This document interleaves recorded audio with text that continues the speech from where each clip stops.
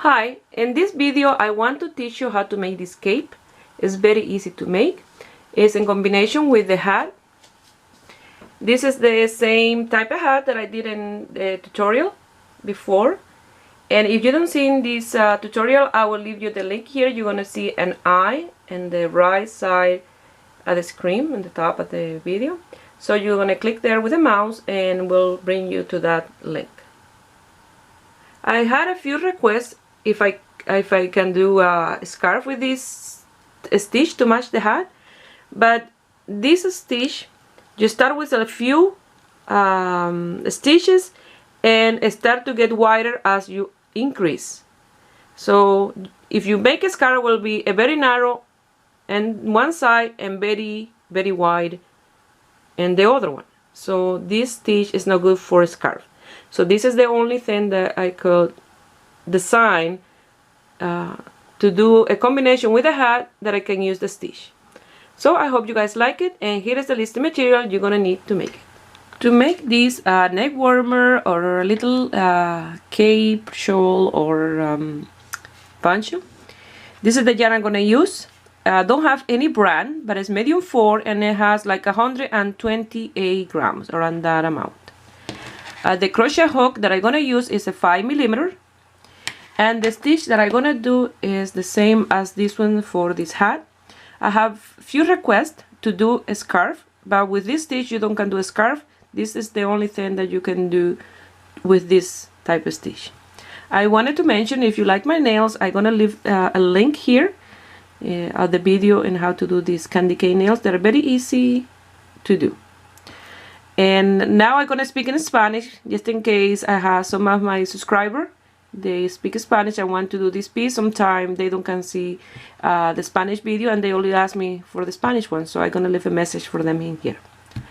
Bueno, si están viendo este video, que es en inglés, les quiero mencionar que aquí van a ver una I y le dan a esa I y ahí va a salir el enlace de varios videos y uno de ellos es el de esta pieza que yo estoy haciendo.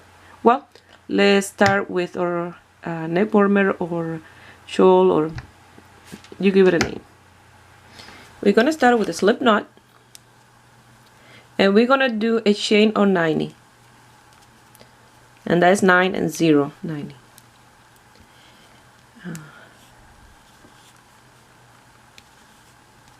If you like to make this smaller, you can do it smaller, but you have to make sure that when you do your chain, you have one back post, one front post, one back post, one front post, one back post, one front post, one back post, like that. If you start with a back post, you have to finish with a front post. So you can do as many chains as you like, as long that it is the size of that can pass through your head and the size of your neck or collar. So you have to do 90 if you want to do it like mine.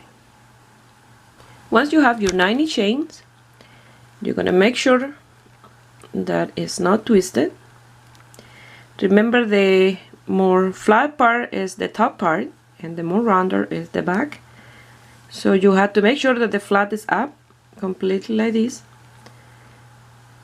That way when you form the circle, it's not twisted.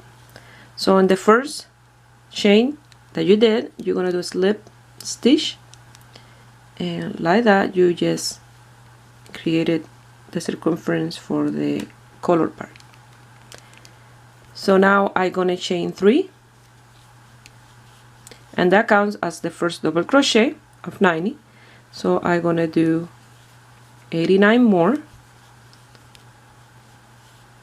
and I'm gonna lose that tail at the same time. And I forgot to mention, you're gonna need tapestry needle and scissor. The tapestry needle is to lose the last tail, and scissor for cutting when you finish. So you're gonna continue working your 90 double crochet, and I'm working leaving only one strand of yarn in here. That way it will have a nice finish. That's the top part like this of the collar.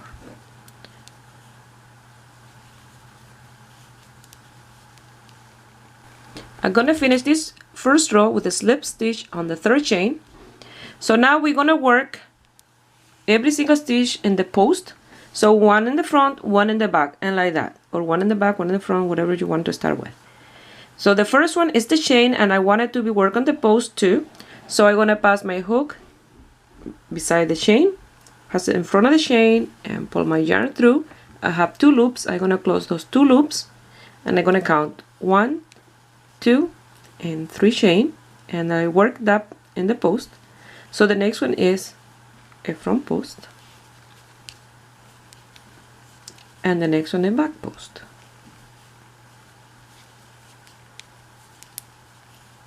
In the front, and one in the back. One in the front, and one in the back. Like that, you're going to continue working all the way around this row.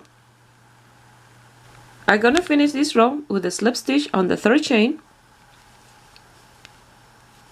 like that.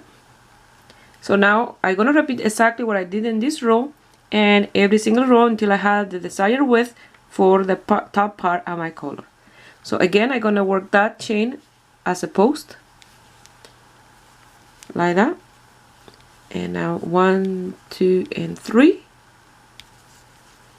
And again, 1 front post, 1 back post, 1 front post, 1 back post, all the way around in this row and every single row.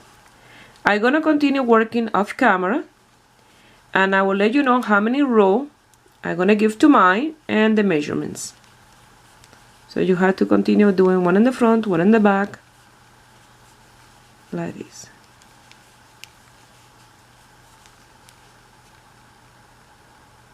Here I finished this part, and I did 16 rows and it measured 17 centimeters. So now we're going to continue with the bottom part here. Once you finish row number 16 and row number 17, we're going to start with a chain of 3, and for now on, that chain of 3, we don't going to count it. So, and now we're going to do a front post, double crochet, and now where you have your back post, you're going to do just a regular double crochet without working it in the post, just a regular right on top of that one. And that is the increase that we did in here when we did 2 front posts and a double crochet in between. Well, that one is the crochet in between. So now we do a front post, and then we do just a regular double crochet on top of the back post, and I go right through that post each time I do that regular double crochet. You see, here is the post, I go right through the center. So you're going to continue working this front post and regular double crochet until you go to the end. And here at the end, when you're going to do the slip stitch, you're going to ignore the 3 chain and you're going to go and top at the first front post right on the top here, and you're going to do your slip stitch. I'm going to finish this row with a slip stitch and top at the first front post. Now I'm going to chain 3, and I'm going to do my front post, and now we're going to do 2 double crochet in between that post and that first double crochet in here beside that post that you just did. You had to do 2 together. Now you're going to go from there and do the front post, and again between that post that you work and that middle double crochet in here beside that post, you're going to do 2 together, 2 double crochet. Again, you're going to go from there to the next post and you're going to do a double crochet, and again 2 together in that space in between the post that you just did and the middle double crochet. Like that, you're going to continue all the way around this row, and when you get here to the end, you're going to do a slip stitch in the top of the first post. I'm going to finish this row, and now I have to do my last 2 double crochet after I did the last post. I had to do 2 together in between that post and the chain from the row before. So now I'm going to go on top of that first front post double crochet, and I'm going to do slip stitch. like that. Now I'm going to chain 3 again, and we're going to repeat exactly what we did in that row before. You're going to work your front post, and now you're going to do your 2 double crochet in between that front post and this first double crochet in here. You're going to do 2 together, 1 and 2, and again you're going to go all the way to that front post, and you're going to do that front post, and again you're going to do your 2 together in that space, and then you're going to go and do here your front post. So you're going to continue working this row exactly like the last one, and you're going to finish with a slip stitch and top at the last or the first front post. Remember, you have to do the increase of those 2 double crochet after you do the last post, and here too. Now that we finished that row, we're going to chain 3, 1, 2 and 3. We're going to do our front post double crochet, and now we're going to increase to 3 double crochet in the same space. So in the space in between that front post and the first double crochet, in that space there, you're going to do 3 double crochet, 1, 2 and 3. Now you're going to go and do your front post double crochet. Again, you're going to go in between that post and that first double crochet, and you're going to do 3 double crochet. And again, see, you're going to go from there to the front post, and again in between that post and that first double crochet, and here you're going to do 3 in that space. Like that, you're going to continue all the way around, and you're going to finish with a slip stitch on the first post in here with the slip stitch. Here I'm going to finish this row with my 3 double crochet in the same space after my last front post. You see, that was the last front post. In between that double crochet in the post, I did my 3. You always have to do it in that space, that way every single space is exactly the same. So you're going to skip the chain, and you're going to go on top at the first front post, and you're going to do your slip stitch. Now again, you're going to chain 1, 2 and 3, and you're going to repeat that row 3 or 4 times more. So I did my front post, and right beside I'm going to do my 3 double crochet in the same space. And again, I'm going to go to the front post, and I'm going to do a front post. And again, just right beside, that's the front post, and this is the first double crochet in there. You're going to do your 3 double crochet. So you're going to continue working these 3 or 4 times more, and I will let you know when I'm finished mine how many I did. Here I start working with another ball of yarn. Until here I use 1, and I'm in my second row of 3 increases. So I just want to let you know that so far I use a whole ball of yarn for this part. Here I did 3 rows, and now I recommend to change your crochet hook because it starts to get too wide, and you don't want this too wide to flare out too much. So you want it to start to go down. So we've been working with the crochet hook of 5 millimeters, and it looks like this.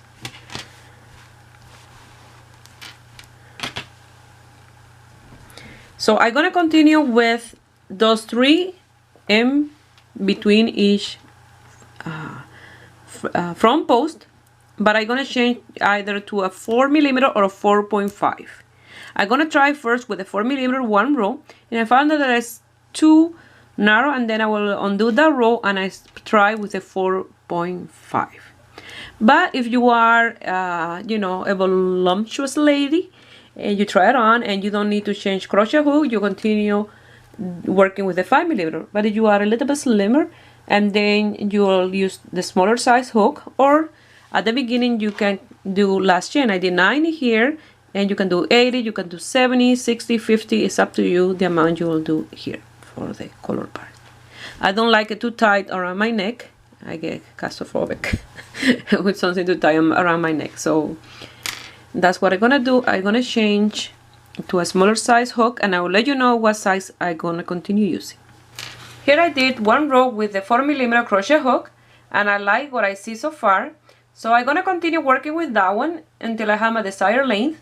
But if I start to get too narrow, I will change to the 4.5mm, not to the 5, because with the 5 it'll start to flare out too much. But I will let you know if I change hook. Otherwise, I will be working with the 4mm until I have my desired length. Something I forgot to mention is after I did that row of with a crochet hook of 4mm, if you like, you can leave it this length like that. You can leave it like a neck warmer or collar, and you can put it on like this. You fold this part and you put it on with your jacket, and it looks fantastic because this is what you see, you know, when you close your jacket. But for mine, I'm gonna continue working like until almost the elbow length. After the 7th row done with the 4mm crochet hook, I'm gonna change to the 4.5 because I start to get, you see, to lift like that, and I don't want that. And I recommend when you change hook, go ahead and start with the 4.5. That way you don't need the 4mm. I'm gonna finish with the slip stitch on top of the first front post. I'm gonna chain 1, cut the yarn, and I'm gonna lose that tail. And then I'm gonna show you the end result and the measurements of the length that I gave to mine once I lose the tail. The measurement is from the top of the collar to here, and measure 39 centimeters or 15.5 inches. The good thing about this piece is that it's reversible because it's beautiful in this side and it's gorgeous in the inside. You can use it both ways. So now I'm gonna put on in my model and I'll show you the end result. Well, here's the end result, and I love this set. It's amazing. And I did a matching hat, and I'm gonna leave the link here just in case you don't see in the video the hat and you want to do the set. Well, I hope you guys like it and give it a thumbs up and subscribe to my channel if you are not already a subscriber. And if you do this set or one of the piece and you want to send me some picture, you can do it through my Facebook page, Ruby Stedman, or you can find me in my Instagram, Ruby Stedman Crochet. I wish you have a beautiful day. Bye.